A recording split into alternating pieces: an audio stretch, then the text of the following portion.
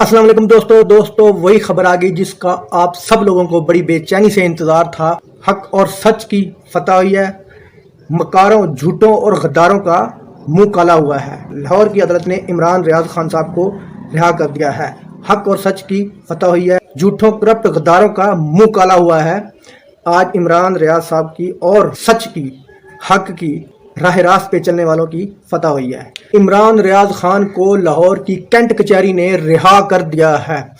आपको breaking news दे रहे हैं कि इमरान रियाज खान को लाहौर की कैंट कचहरी से रिहा कर दिया गया है। न्यूट्रल और इम्पोर्टेड के मुंह पर तमांचा लगा है। ईद अपने बच्चों और फैमिली के साथ मनाएंगे।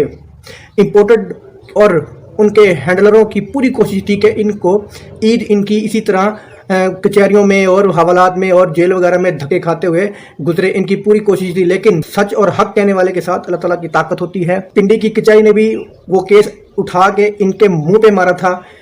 आटा की कचहरी ने भी उठा के इनके मुंह पे मारा था और चकवाल की अदालत ने भी इनका केस उठा के न्यूट्रल्स और इम्पोर्टेड के मुंह पे मारा था। अब लाहौर की अदालत ने इमरान रियाज खान साहब को रिहा कर दिया है।